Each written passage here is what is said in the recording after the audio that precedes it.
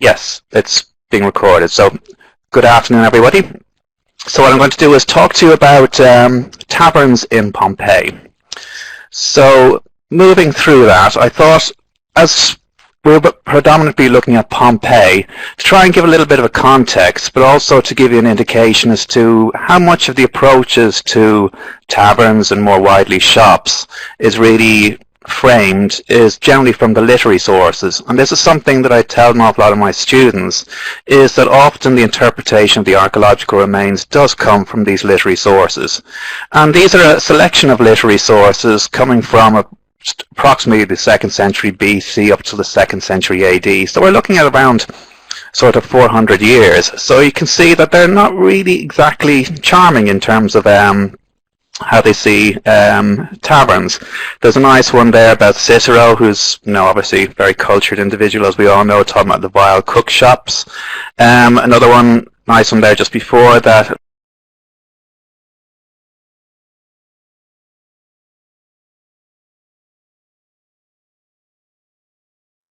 That these weren't exactly the most charming places that you'd want to visit. Certainly if you had a sensitive tummy, reference here to the nasty greasy stall or the reeking cook shop. So it does give the impression that it's dark, dingy and greasy. So this is the context that we get from the literary source that you might want to think about when we're actually looking at these taverns.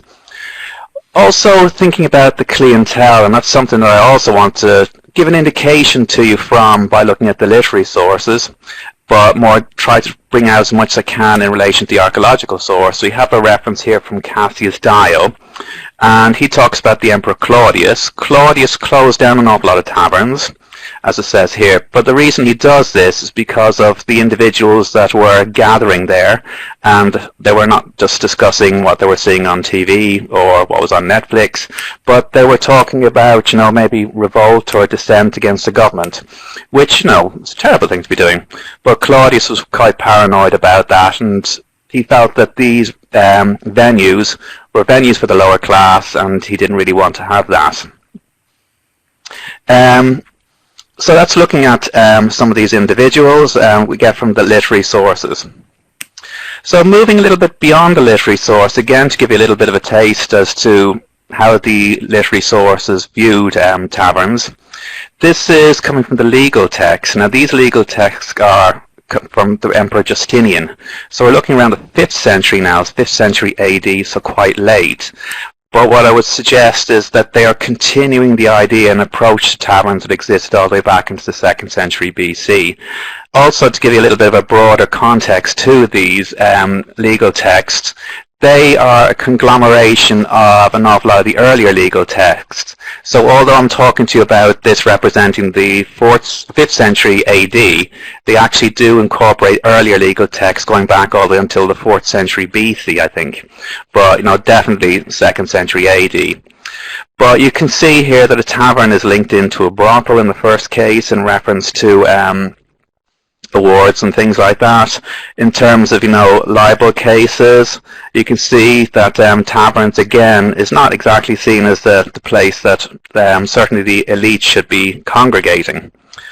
This one here I thought was interesting, and I've been thinking about it over the last few days because I had forgotten about this one, but taverns are linked in. The tavern owner is given responsibility for the actions and activities that take place within the tavern, the same as a ship. So it does give a little bit of an impression of a transitional space. But I'd like you to think about the liability of the tavern keeper or tavern owner a little bit later on.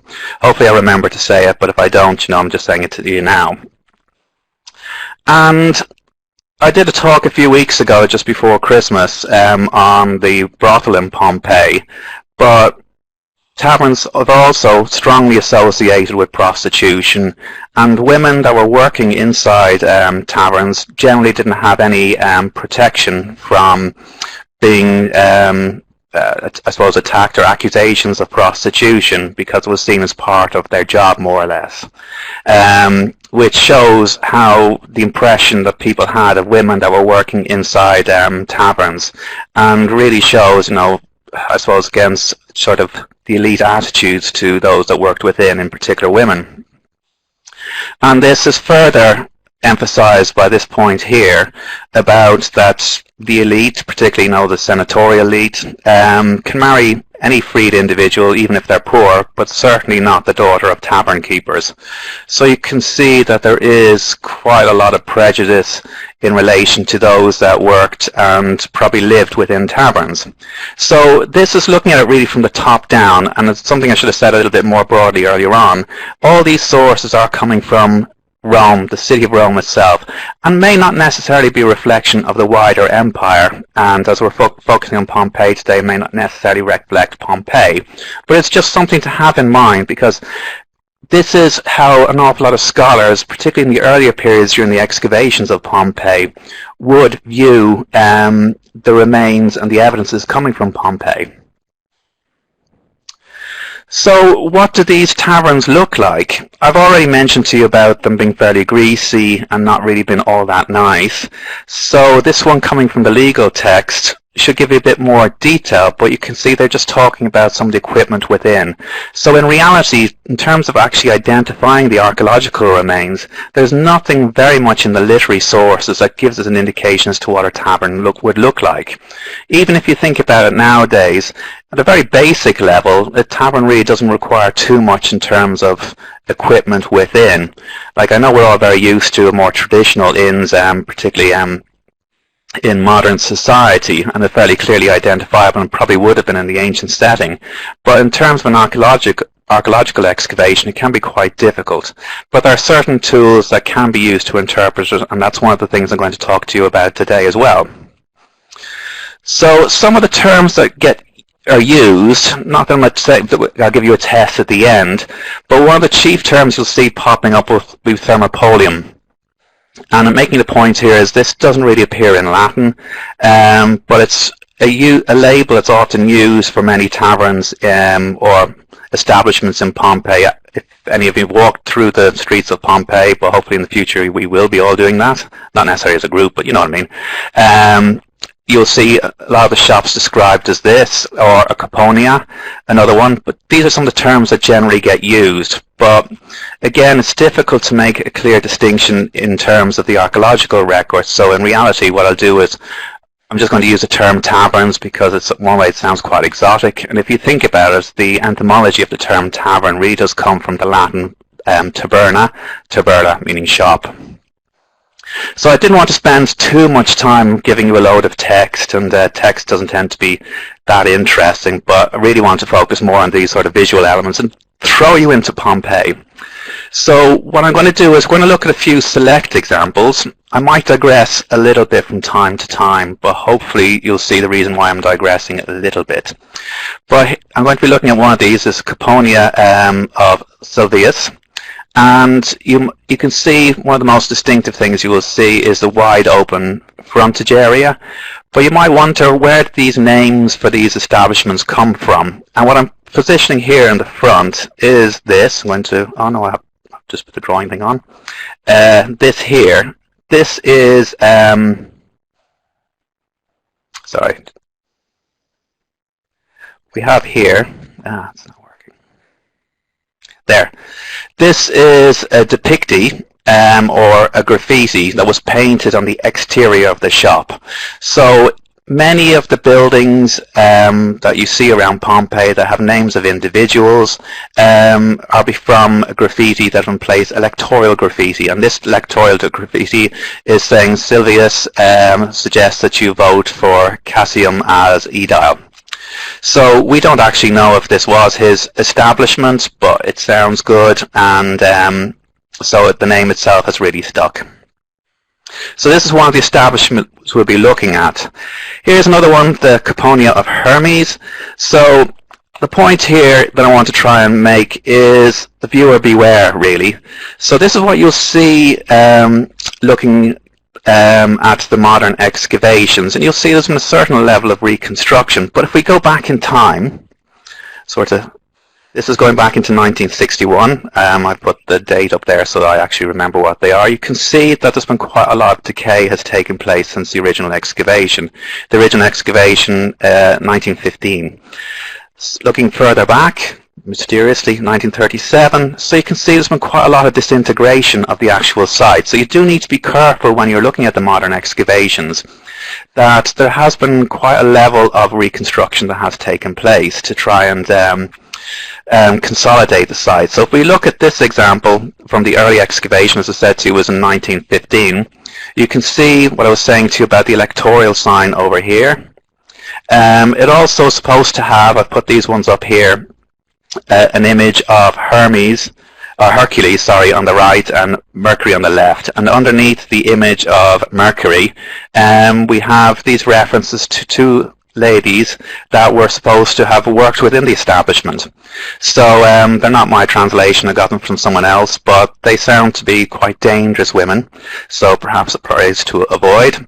But you might want to know why they have images of Hercules and Mercury, but they often do seem to be very much associated with shops more broadly. Hercules is also important for Pompeii. He saved Pompeii from the various beasts that were supposed to have existed underneath the ground. And Mercury is the god of commerce. So the two of them were seen as being quite important. So just as I said, you know, do be careful when we're looking at that. Although we talk about the site being a snapshot of how it was during the eruption in 79 AD, it has gone through an awful lot of decay over the years, as you can imagine. The fronts of the shop were not really that bare. They did have decoration. So this one I just thought was a charming one. And this is an actual shop sign. Underneath here has a little reference, you know, which you can just barely see, but this is a golden phoenix and two pheasants underneath. So the shops themselves and even taverns did have shop signs. And this is the shop sign in situ there on the left, and you can see that has been removed in an effort to try and preserve it there on the right hand side. So again, an awful lot of visual elements that we see walking through the streets have been lost. So the facades of these structures and an awful lot of the facades of even the houses would have been quite decorative. But most of the decorative focus of facades will be associated with shops and even taverns. And if you think about it, I suppose some of these taverns would have had fairly distinctive shop signs to help with their identification, a bit like pub signs in modern pubs, or at least reasonably modern pubs. This is not a tavern. Unfortunately, the site itself hasn't been fully excavated, but I just wanted again to illustrate, you know, how decorative some of these shop fronts could actually be. So, you know, certainly to me, going by it the first time, it would certainly have been a head turner. But who knows, in the future maybe we might have an indication as to what this establishment was actually used for.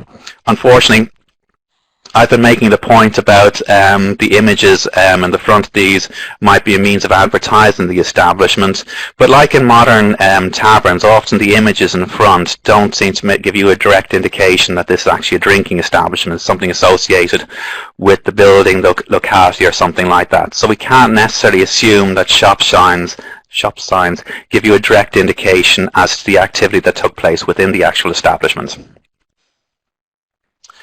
Here's another little pretty one. This is a cuponia of the sign of Roma. So, like with the previous one, where it mentions a few of the ladies that we thought might have worked within the establishment, and this links into what I was saying to you a little bit about prostitution earlier on, or possibly about prostitution earlier on. So you can see that this is a little bit graffito. A graffito as actually scratched into the side of the tavern. So you often get a bit excited when you see these things and you think it's a very dramatic indication. So what I thought I would show you a few little images, just again trying to put things into proportion, like I was saying to you with the literary sources, how representative are they? So when you see these references in literary sources or a literary source from Pompeii, as I said, you can get very excited. You can see it there just over where the Q is, which is here. So the first question is, can you see it? Next one will be, can you see it now? And to be honest with you, I can never see it, so there it is. It's a very small image, so you can imagine it's not necessarily representative of an activity. It could be just a general insult, but it's certainly been scratched there by somebody in the exterior of the dwelling. So when this was early excavated, somebody found this, or at least saw the scratching itself, and has made the reference that this was a tavern and there seems to be prostitution that's taking place. If you think about it, this is just an insulting thing. It doesn't necessarily relate to this particular establishment because it's on the exterior, but it's again just thinking about how people have used the archaeological evidence. So one of the distinctive features of not just taverns but also shops are the shop counters, and this is a nice image. As you can see, the shop counter here has been painted with a lovely fresco on the front. I had to show the image here on the left hand side because it reminds me of my childhood, and a little pushchair there in the background, but also I thought the flares probably will be coming back into fashion at some stage again and again, but you know, it's just, I like looking at some of these, as I said, ancient images, the older images. This is another indication as to how some of the shop counters and tavern counters were decorated. So some of them are painted, as I said in the previous one. This here is one that's covered in marble. I know it's fairly obvious. And you can see an indication as to the height of some of these shop counters. Now, the lady here on the right-hand side, that's Wilhelmina Jastrzemski. She's one of the foremost archaeologists of Pompeii. She did a massive study on gardens in Pompeii, and you know, I think that's just a nice image of them actually having their lunch in one of these taverns. So it's nice to see the taverns do get reused, and if you do visit Pompeii, the cafe there is on the side of possibly of some older taverns in beforehand. So it's nice to see the sites actually being reused, so to speak. This one here is more pretty. Now we'll talk about this establishment a little bit later on, but you can see that it's not just, they have put quite a lot of effort into the marbling of this particular tavern.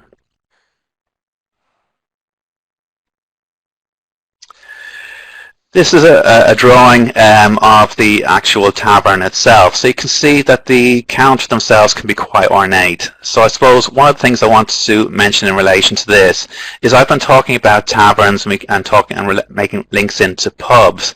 But you can see by the design of this actual counter, probably an awful lot of the activities taking place on the street front.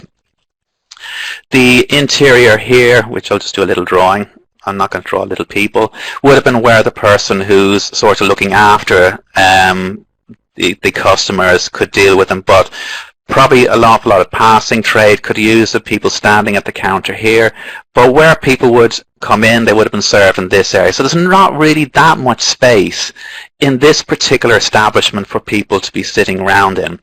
But there could have been people standing there. If you again think about modern Italian examples, there's many people will actually just stand at the shop counter, at the bar counter when they're having an espresso or something like that. But there are indications in relation to people actually sitting down in taverns, and I'll talk a little bit about furniture. But the difficulties with Pompeii, when we're looking at the types of furniture, these will normally assume to have been made out of wood, and they would have been lost. So some of this empty space may have been filled with stools, perhaps, but we don't actually have the physical evidence that's been preserved for that. But you also need to think about the logistics of the space. So one of the things I'm going to try and talk to you about as well is getting you thinking about how they utilize the space of, shall we say, the taverna shop floor, so to speak. This is an image taken from the upper floor of the brothel in Pompeii, and another thing that's often suggested is that many of the buildings in Pompeii didn't have hearths or cooking facilities. And when I talk about cooking facilities, I'm not talking about the elite, I am talking about the non-elite. Those establishments that have been associated as belonging to the non-elite didn't have cooking facilities. So the suggestion is, because there is quite a number of establishments that are assumed to have been taverns or thermopolia, part of the thermopolia, like the Caponi I said to you earlier on, is they were selling food. So this might have been one of the areas that people had went to actually get their daily meals from, perhaps. There is indications that there were portable hearths or portable cooking facilities, but again, these, because the early excavations have lost their context, so we don't know where they came from. But this is a general idea that's been perpetuating for many years, is that these were a social setting for people, not just for drinking, but also for their daily meals. And the point I'm making in relation to the brothel, from those of you who might have kindly attended the previous talk I gave about the brothel in Pompeii, is the suggestion from some scholars is that they would have brought in food from the local taverns. So this is just across the road from the brothel in Pompeii. So this is again one of the sort of key focus taverns that I'm going to look at today, and it'll become clear as to why I focus on that. But you can see this one is fairly rudimentary, and it was excavated in 1876, so you can imagine an awful lot of the details themselves have been lost. So we aren't giving a very true indication as to what this establishment might have been like. But what I'm going to do is I'm going to talk about the space within and hopefully give you an indication as to, I suppose, at least how I interpret how the space is there. So here we have a counter, an L-shaped counter, fairly traditional, and a counter arm. But what I'm going to focus on is particular elements of the actual counter. And you can see here on the right-hand side is very clear, is you've got this sort of brick platform actually on the tavern. On the counter itself. So you might think, well, okay, that's interesting, and it should be interesting because I've pointed out to you it's interesting. The other sort of focus tavern I'm going to be looking at is this one here, very pretty decoration in terms of the shop counter itself. But if you look towards the left-hand side of the counter, you can see some steps there. A closer look at those steps, you can see it's almost like it's with some shelving in it. So these counters themselves are not just serving platforms, they're not just platforms perhaps for the preparation, but there would have been a storage area too. Underneath this one, just to go back in case I forget later on, see that the arch space here that hopefully you can see that, yeah, I'm doing it, it does work. You might want to know what that little snake thing is. The snake thing is a household shrine. So it's a protective deity. The snake here is part of the LRAC, which is a household shrine. So it's interesting, it's located here at the counter, and also maybe the counter might be seen as a boundary between the protection of the shop itself and those people working within and the exterior. Now this shop, as it says here, shop of the Lupinari. Lupinari is a brothel, so this shop has been associated with prostitution, and it also gives you an indication as to what the function of these steps were. As it says, steps for glasses, and I like this drawing because I've drawn little pictures of some glasses, so I think that's quite an excellent image. But throwing you completely out of Pompeii and taking you to Ostia, which is the main port of the city of Rome, we have this part of a sarcophagus, and you can see over here up above that the shelves are filled with beakers, containers of some shape or form. So some of these, presumably like you see here, would have been for drinking vessels, and you can see this individual here is lacking a little bit in terms of patience. This one here doesn't care because he's already been looked after. But you can also have a look at the counter. This is an actual dolphin, so this has been suggested this might have been part of sort of a shop sign. But one of the other things I think is quite nice about this is that you've got a little doggy here, and you've got a table. And this table, I'm presuming, is made out of wood. You can see underneath the gentleman's leg, presuming he's a gentleman, but you can also see drapery.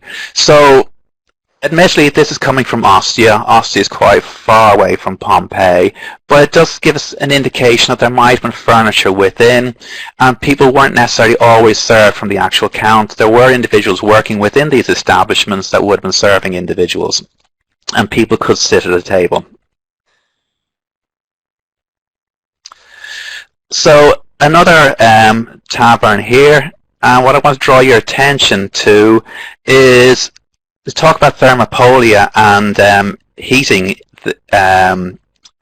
food, but also perhaps heating your drink. Some of the wine were heated, and this is a hearth at the end of the counter peninsula, or counter arm here.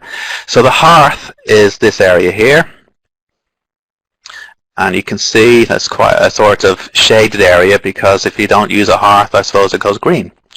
But this would have been for perhaps heating wine, but also perhaps heating a stew or something like that. So this would have been cooking in the center of this particular establishment. So you're probably much better cook than me, but when I'm cooking, there tends to be quite an awful lot of fumes. At worst, there tends to be an awful lot of smoke. So you can understand why there might be some references to these being quite greasy. Certainly, my kitchen hob is, cooking hob is a little bit greasy at the moment. I need to go and clean it from the last time I was cooking.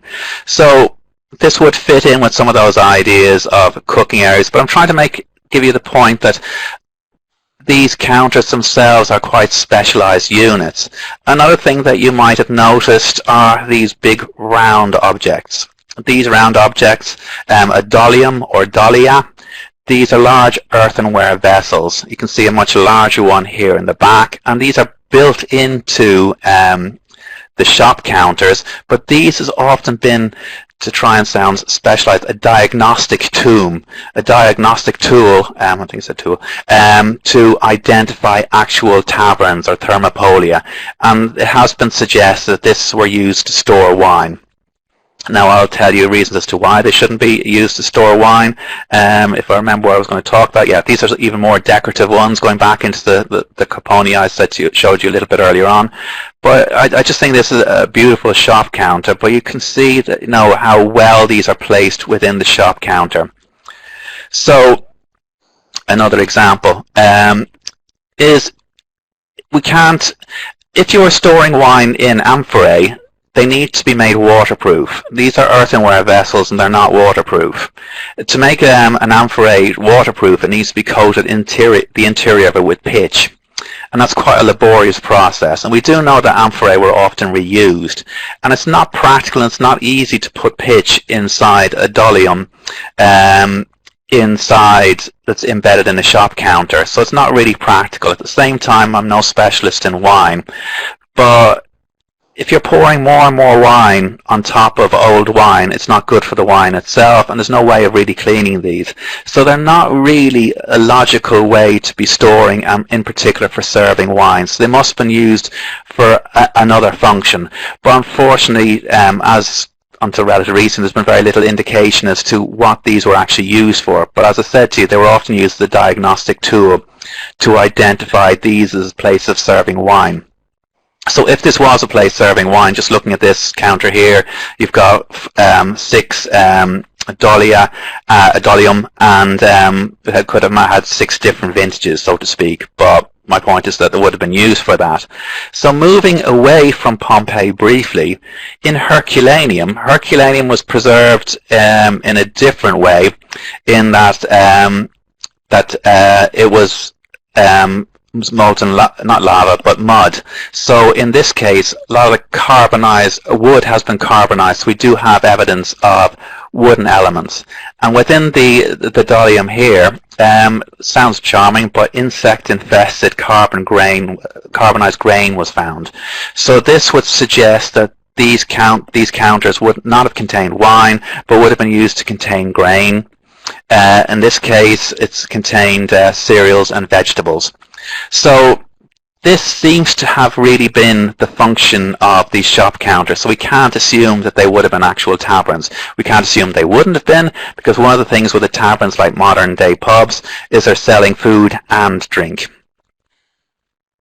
Another example from Herculaneum, where carbonized grain was found. So how would they have perhaps been served wine? This moving back into Pompeii, and we'll have the cherubs will help us. You can see 2 cherubs sort of helping themselves to a drink here from an amphorae.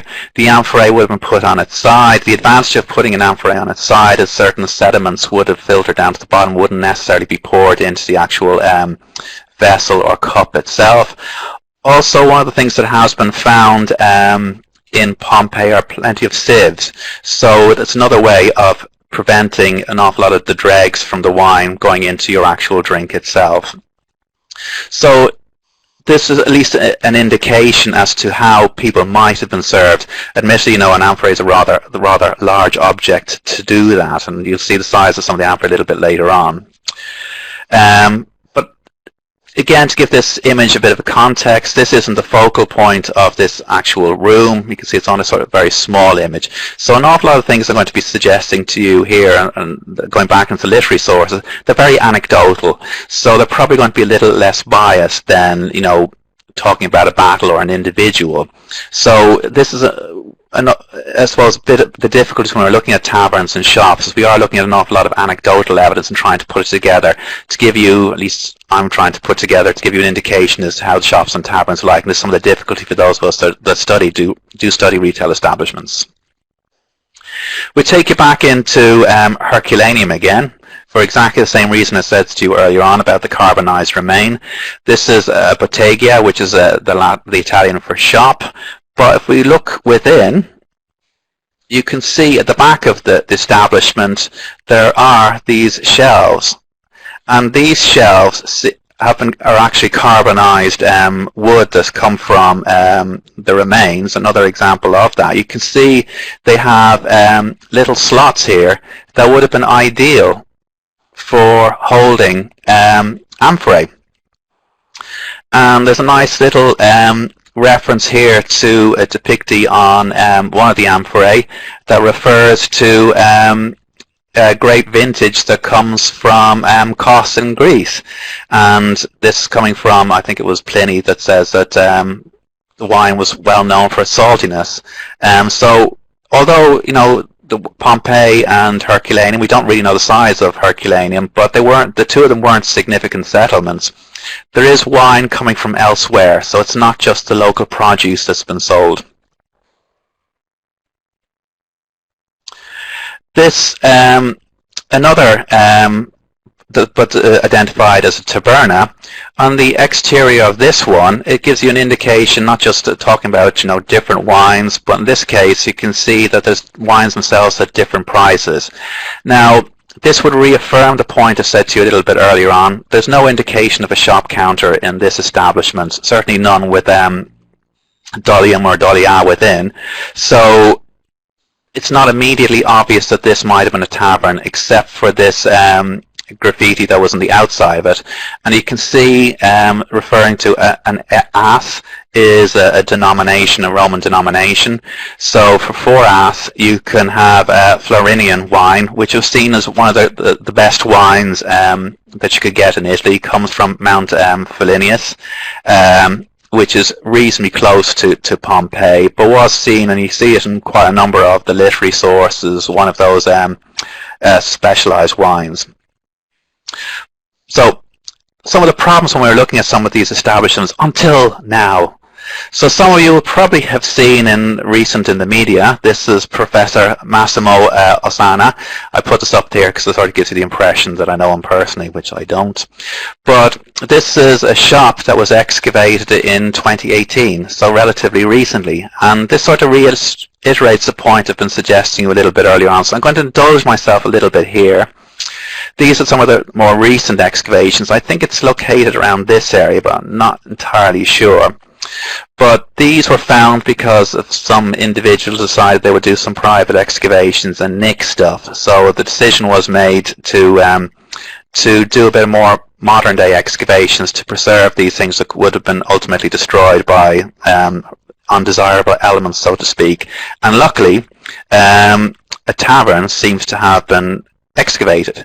So here we can see, as they move through in terms of the excavation, these large amphorae. So they are quite large vessels and would have been quite heavy, and they've been cleared away. But you can see an indication of how vibrant the colors are in this shop counter. Just a little bit of a digression, I suppose. You can see a little bit of a groove here that would have been for a shop door, and they had massive shutters in the front. I talked to you about the wide open area, but they would have been covered over at night, or when ultimately, I suppose, when the tavern was closed, by these shutters. Now I say to you at night, but it's well known that a lot of these taverns stayed open quite late, and they would have been lit by lamps, and those lamps would have been supplied with olive oil, and this probably would have helped develop some of that greasy nature of the interior of taverns, but not just taverns, shops, anyone that would have been using this type of lighting technique, and probably would have also been quite smoky too. But you can see how beautiful this shop counter is, and I showed you some earlier on that I thought were quite pretty, but again, just reiterating that point about the vibrancy of this actual shop counter that has been modern excavations, a little bit of a close-up. So they would have been quite dramatic. Now it's just unfortunate that just before the eruption of Pompeii, this was actually covered over by amphorae, but certainly I think these would have been very striking. This here perhaps gives an indication as to maybe how some of the activities were taking place within. We have some objects on top of what might be some sort of a counter. Just above that you can see a rack with some vessels hanging from it, but perhaps also some meat or some elements of vegetables that would have been hanging in the front of it. We have this charming thing here, which might have been some sort of scales, but it could be the god Mercury or something like that. But you know, it's as point I suppose is of making is it's very charming and decorative. This is another side of the shop counters. They have really put quite a lot of effort into the decorative element, and I think in earlier during assessments of a lot of the shops in Region 1, 60 to 70% of the decorative embellishment of a shop, not necessarily just talking about taverns, but shops, were simply just a counter. So the counter was the only decorative aspect of it. So we can see some upside down ducks. They're obviously dead ducks, a rooster or a hen of some shape or form. But you know, the suggestion is that maybe this was some of the produce that were actually sold within this establishment. And perhaps a little bit interesting, going back to dogs. We can see on the left-hand side is a dog, quite a nice little sort of submissive, docile dog. But the dog, I think, has been intentionally drawn here at the end of it, perhaps like a guard's dog. But the suggestion is that dogs would have been a part of the, shall we say, interior furniture of the tavern. And when they excavated this actual building itself, they did find the bones of a dog. I'm not necessarily saying it's the dog here, but you will see when you look at another shop, there's an image of a dog there. But you can see some charming individual has written a graffiti that's located in this area here, which you can just about make out. It's better than the one I showed to you earlier on, but they've made the suggestion that maybe the person that worked in this shop, or maybe somebody that frequented it, Nikias, was they didn't really like the gentleman, so to speak, written something fairly derogatory on the exterior of the shop counter, which if I put money into it, I would have been a bit annoyed about it. But luckily I'm not called Nikias. So the other exciting thing here is I talked to you about the various orifices, shall we so to speak, but these ones are quite different. But within these, they have found evidence of particles of pork and fish, snails and sheep. So the suggestion is from the excavations that it might have been from a soup or for a stew. I have read something more recent that was given to me by a friend that perhaps that this might have been, the suggestion is that this might have been used for debris by the customers. They would have just deposited as a means of a bin, so to speak. But the discussion is probably unlikely that's going to be the case, because if you're going to go and get rid of some debris, you're not going to put it away somewhere nice and neat. You're going to throw it out in the street, because hopefully the streets themselves are fairly dirty. Certainly we know the ones from Rome were dirty. They were so dirty that some poor beggars and unfortunates died in there and people just left them. So it's perhaps a case that maybe think about the image maybe going into a subway or something like that, where that these would have been filled with some of the aspects of the parts of your sandwich, so to speak. So you'd pick, I want a bit of this, I want a bit of that, and it could be put into a stew or put into something that's fried on a hearth that would have existed within the establishment itself. But, this hasn't been fully evaluated and assessed, and it goes back to the point that, I don't think that these things, in terms of not just cleanliness, but it would have been difficult to maintain these if they would have been used to contain sort of greasy and liquids. A dahlia, as I said, a dahlia was found in the back of it, and I think it's charming that when they excavated it, there was still a smell and aroma of wine. That was so strong, as I said, you could smell it through our masks. I think that's just a lovely description of the excavation, and it must have been so exciting for these individuals that are excavating. This is 2,000 years ago, and they could still sort of experience that in terms of the smells and fragrances coming from the actual establishment. So these are some of the objects, again, from the literary source that do seem to more or less broadly confirm the archaeological evidence that are coming from Pompeii. So I say broadly confirm, reiterate the point that these literary sources, these are coming from Rome, the city of Rome, so they're quite far away. So it is possible to marry literary sources and the archaeological remains, but we do need to be very critical of that. We do need to think about, how true to life it is to make these links. So I've talked quite a lot about the actual shop counter, and I want to talk to you a little bit more about the shop floor.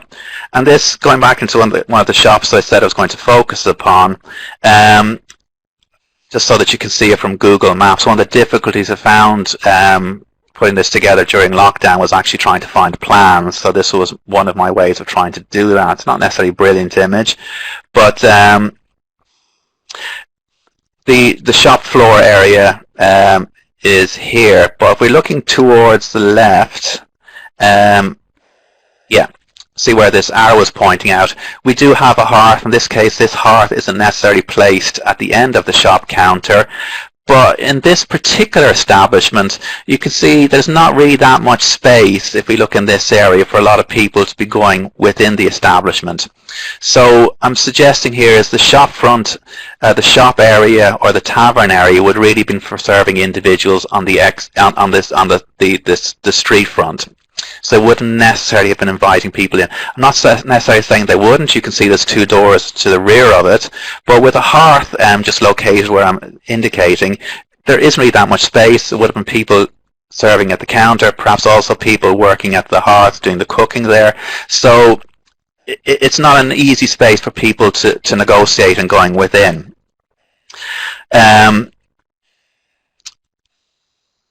But moving it back into the other focus area, the Caponia of Silvius here, again, you've got a large shop counter, but there does seem to be a little bit more space in this area here, a little bit more space in the shop floor area. And I did say to you earlier on that when we're talking about Pompeii, none of the furniture has been found within. But I'm going to show you why I'm picking this particular tavern is the one I wanted to focus upon. But giving you an indication as to a little bit of the space, you can see there is a little bit of space here at the people, and you can also see there's a doorway. So this would have been a place that people would have gone into the establishment. So perhaps people were served on the street on this side, but if they wanted to sit down in the interior of this tavern floor would have been here. So what sort of indication do we have from that? So what I'm going to do is look at this particular wall where this arrow was pointing at, where there has been preserved, this is the entrance into it, has been preserved some frescoes. Unfortunately, they have been removed, but this is an early drawing of what the fresco was, or painting of what the fresco was like. And you can see that this perhaps, I'm not saying it's a verbatim, obviously it's a fresco, it's not a photographs, of some of the activities that it might have taken place. And these are quite interesting in, this is actually how they are in existence. So again, you need to be a bit careful. When we look at this indication, we think it's 4 of a square, but it seems to have been a strip of activities that might have taken place within this particular establishment. but making that direct link is not necessarily possible. So on the left hand side is a black and white drawing. On the right hand side is the image that you can see. But the point I'm making here is the difficulty, and they have been reasonably recently cleaned. So the painting that was originally done isn't necessarily, again, an accurate reflection of what was there. But in this case, we can see that I put a speech bubble to sort of illustrate the point. Not fully preserved, but it says here, I don't want to, ... So one suggestion is from one scholar, Clark, is that this might refer to a lesbian encounter. He was suggesting that the two individuals here were both females. I'm not sure about that. My preference is certainly a male and a female, and other references I've talked to you quite a lot about, and this reaffirming the point about prostitution, that this suggestion is that this gentleman's not so keen on a particular prostitute and he wants to be maybe perhaps with this individual, but it could be just an encounter of a general sort of greeting, so to speak. But you can see how the interpretation of this fresco really has been framed by our knowledge of the literary sources. Here, going back to the point I suggested to you a little bit earlier on about stools. So another encounter in the actual establishment. So, this one's sort of a bit in the way, sorry about that. But you can see there's a little bit of discussion about, didn't work out as well as it, but two individuals are sort of fighting over a drink that they want to be served. Oceanus, it has been suggested Oceanus is referring to another individual, and Oceanus was the name of a famous gladiator, but I'm sure there's more than one Oceanus in Pompeii. But it sort of does reiterate a little bit about certain individuals and activities within the tavern. That when I first showed you the one from Ostia, of people enthusiastically looking for a drink.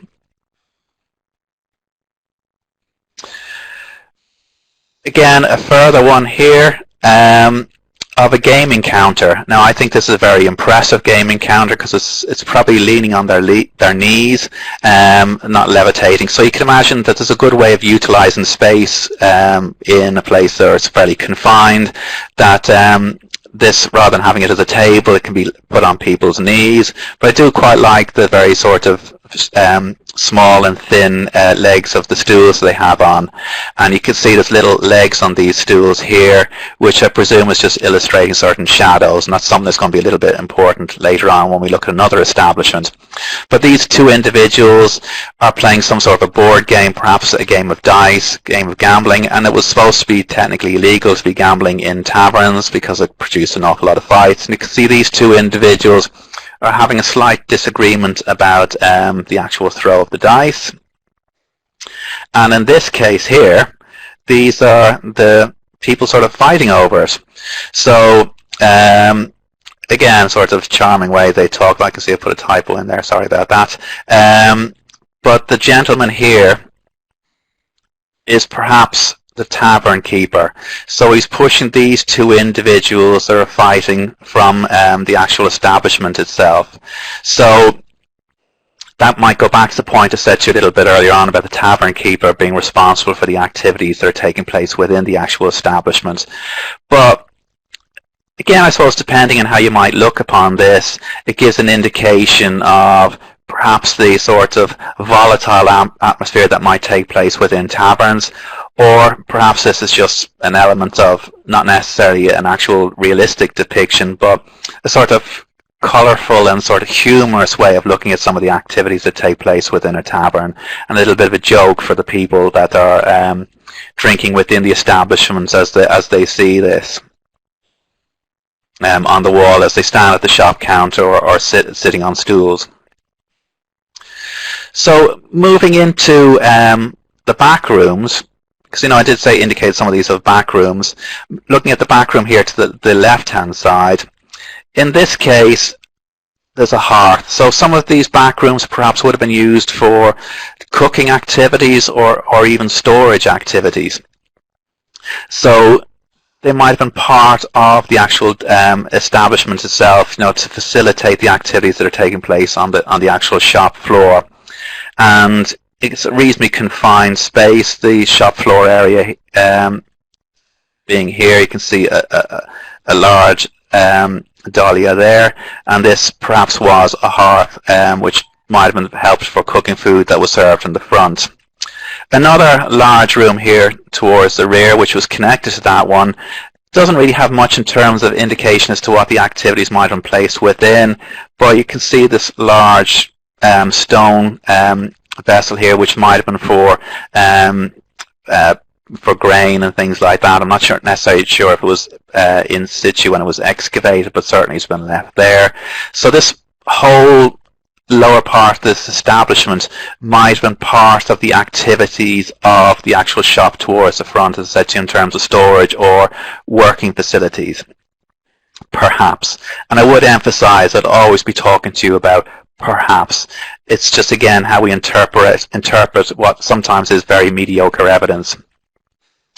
Moving back into this one, which I said that it's unlikely that much of the frontage area would have been used for the drinking activities or eating activities, but this does have a rear room, and this rear room is entered from the sides, the side of the street side. That's the word I'm trying to look for. And I had to put this one because there's Wilhelmina Zizemski looking inside. Now this is separate but connected to the actual the counter floor area, so they could have been served from the counter, people going inside. But what's lovely about this room, I've talked about the sort of industrial, so to speak, or the preparation aspects in the previous tavern, but inside here we've got an amphora probably put there just for effect, but you can see there's some charming frescoes. So this itself might have been a meeting area for people within. You can see in this fresco various items that are on the hanging from the ceiling, so a good way of utilizing space. Unfortunately, some of the elements aren't necessarily well preserved, but these are some early drawings of that. These hooded cone sort of tops is nothing to do with any sort of clan membership, but does seem to have been something to do with travellers. But you can see there's a charming sort of table here, and perhaps this might have been a boy serving drinks within the establishment, or it might be making some sort of social statement about those that worked within the establishment, that because they're lower social status, they're depicted smaller. One way of interpreting this, but it does show individuals enjoying food and drink, perhaps from this establishment, and one way of storing those items within, just above them. Here we see two individuals in relation to sharing a drink, perhaps conversing with each other. Unfortunately, one face has been removed. The other one, it's not that they're wearing a box on them, but somebody decided in the past that they were going to remove it, but thankfully they didn't get the chance. This here is the image that I've used to sort of promote this activity. You can see these are individuals that have a table where it does actually have legs on it. Now, I don't know exactly what's going on, but it does look like it's a little bit of a seance. We can see it seems to be a ball levitating. So perhaps this is where the early Victorians got the idea of a seance from. But that might be just a blob that's been preserved in the fresco. But that shows where my mind goes. But these are dotted around the actual room itself. So it might have been a convivial place where people met, but also there might be some sort of humorous elements in relation to that. And I think it's from this space here. Unfortunately, it has been removed, but there has been some preservation and through censorship. So in this space, there is this charming drawing of a couple doing its various activities. Perhaps a better drawing of that is this. So it's often described as being tightrope walkers. I don't think this is necessarily an accurate reflection of activities that were taking place within the tavern or part of the entertainment. But when this was first seen, you can imagine why this has been associated as being a brothel. But looking at this a bit more closely, it's probably that this actual tightrope is a reflection of shadows. There wasn't really, perhaps something you can try out yourself later on at home. It's very difficult to walk on a tightrope that's connected to a small table like that. But I'm not going to take any responsibility for any accidents that take place.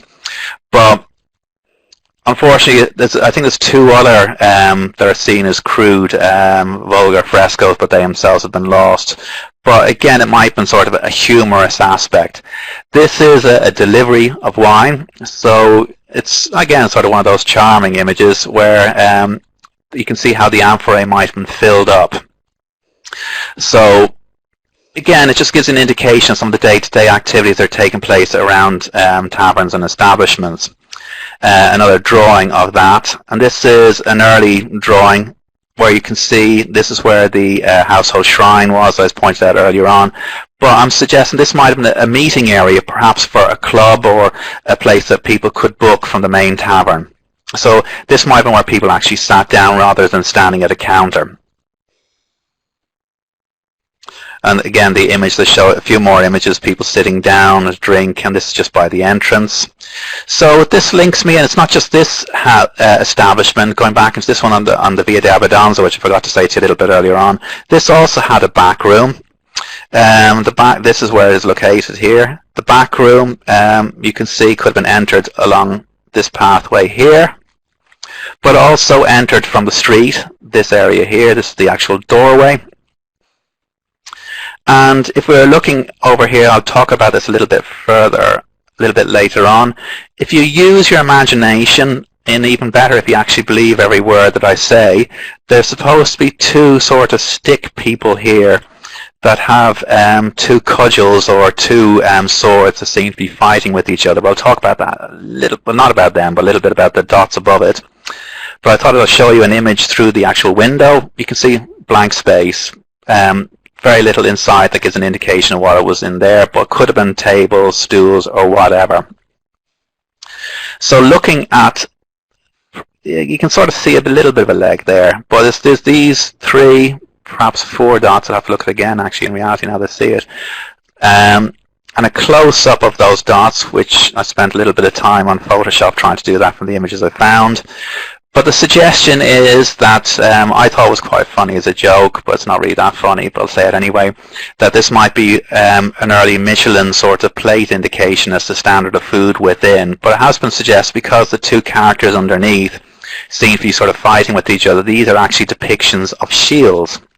So this might have been a room or a back room that would have been frequented by those that were associated with an armory or with the military. And there is an armory on the crossroads very close by to it, and this massive structure here.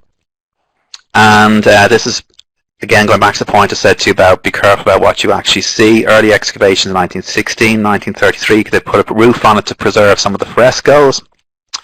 And this is a reconstruction, but you can see how quite ornate and decorated these were. But the interpretation of this has been an armory where the youths of Pompeii, or sort of like the Cub Scouts of Pompeii, would have gathered together and done sort of martial things, or sort of territorial army, probably a better example. Now, I'm going to digress slightly here because people always get very interested. This is 1943. You can see the damage that has actually taken place to this building by bombing by the Allies in 1943. Pompeii was bombed by, I think, in particular by the US Air Force, but also the RAF and I think the Royal Canadian Air Force, which still often seems to be quite shocking, and again something that we need to think about when we're walking through Pompeii. You can see Air Force individuals here on the side. And there was about, this is the 12th Air Force, and this is them flying by Vesuvius, when Vesuvius actually erupted in 1943 as well, by the 12th US Air Force. That's flying by it. And about 160, 165 Allied bombs were dropped in Pompeii. So one of the dangers when they were doing excavations after the Second World War was unexploded bombs. This is, I showed you Vesuvius erupting in 1943, where Vesuvius sort of getting revenge on the Allied Air Force. Here you can see quite a lot of damage was taking place because of the volcanic eruption.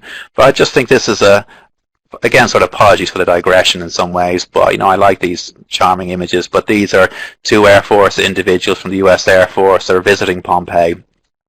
So there was a US base that was established quite close to Pompeii once the Allies took over the area.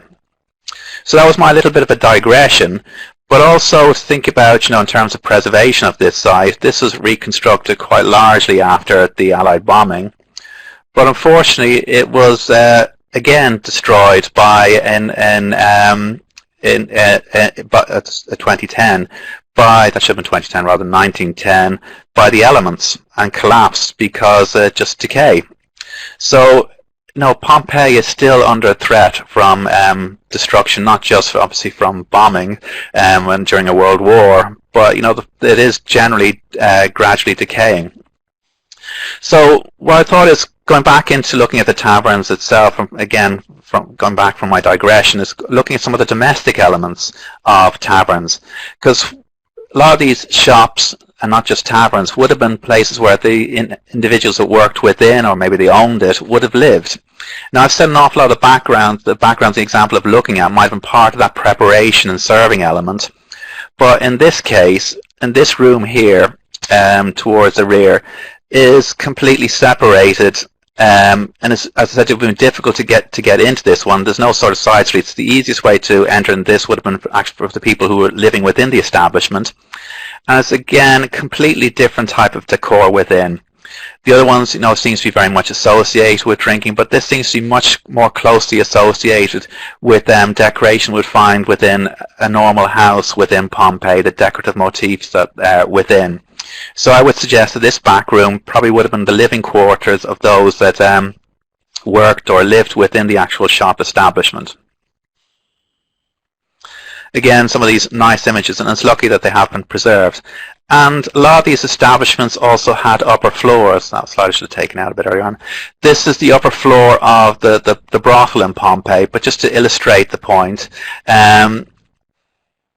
about the upper floors within these establishments, give an indication of what things were a little bit like. But going back, we can see it's something that we tend to forget, that a lot of these establishments and buildings in Pompeii actually had two floors. And this, again, an old image. You can see the balconies here on the left-hand side. So it would have been quite common for all these establishments to have a second floor. And it would have been a good way of utilizing the space within confined spaces within taverns. And looking above here, we get an indication of the brickwork here that shows that this did have a second floor. Now, I'm pointing, this arrow here is pointing at the particular wall. The wall is this wall here. And if you look very carefully, but certainly it's helped by these lines I've put here, it does look like there's a scarring from a wooden staircase, that's the word I'm looking for.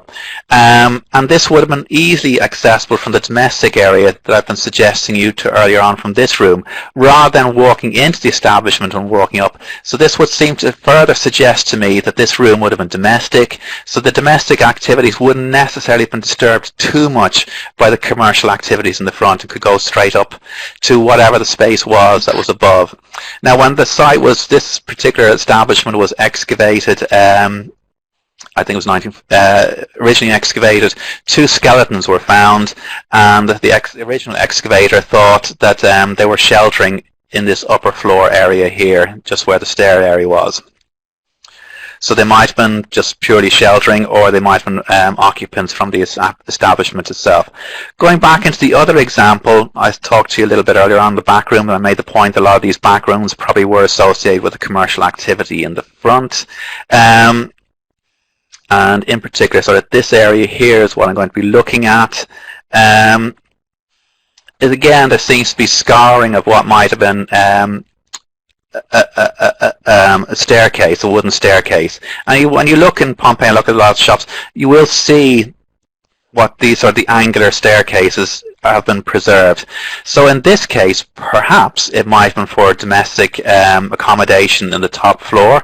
The domestic accommodation could also might have been guest domestic accommodation, but also it might have been for further storage. So perhaps that's a continuation of the point I was suggesting earlier on, that this rear area of this particular tavern might have been purely for storage, and maybe the people that ran this tavern didn't actually stay within the tavern. This wasn't their living area, but perhaps it was. It's simply we just don't know. So, and this is not really very clear, but I'm just hopefully, rather than helping you use your imagination, putting an arrow as to where it is. So it could have been domestic, as I said to you a little bit earlier on. So that's my sort of quick run through, an hour and 7 minutes, apologies, run through my thoughts in relation to taverns in Pompeii. So a lot of these images I've borrowed from Jackie and Bob Dunn, but also a few other random indications. Cheryl, your name has been removed from the bottom. Sorry about that, but I want to thank Sarah Jennings, and in particular Cheryl, for all her help with this and the organisation. Your name is there on the bottom. You can look. I'll send you the slides later on just to prove the point, now that I'm embarrassing myself. But I'm free for any questions.